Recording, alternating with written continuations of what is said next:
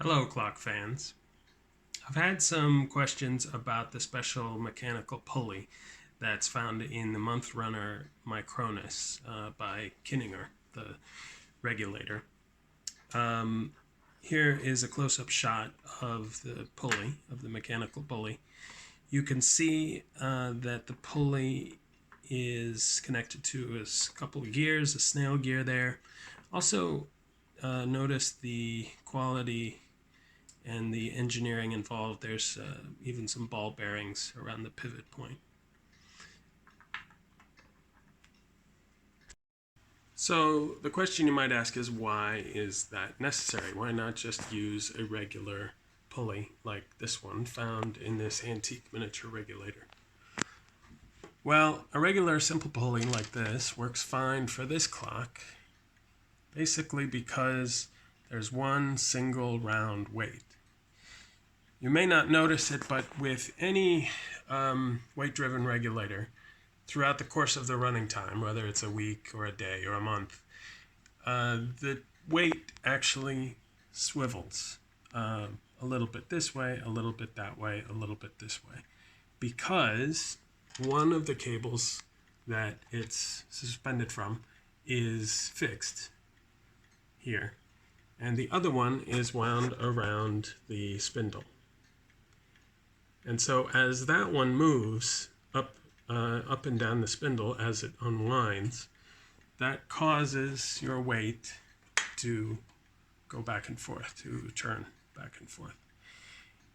Like I said, it's hardly noticeable in a clock like this because the weight is round. But it would be a lot more noticeable because on the Micronis, because it is a yoke set up with two weights hung from the single pulley. So that means as the weight comes down, and because the Micronis is so narrow this way and this way, it would be obvious as the two weights come down, they would sort of flag back and forth. Maybe even so much as to hit the glass as it comes one way and the next way. So the ingenious and interesting solution that the Kieninger engineers came up with was to make this special pulley. If you look at it this way, this is the top view. So the cable would be wrapped around the pulley from the top, and then the two small weights would be hung from this point and from the opposite point here. Now, as you can see, this pulley, as it turns, as it turns throughout the running time, or the other direction, the 2 points from which the weights are hung move in a contrary motion,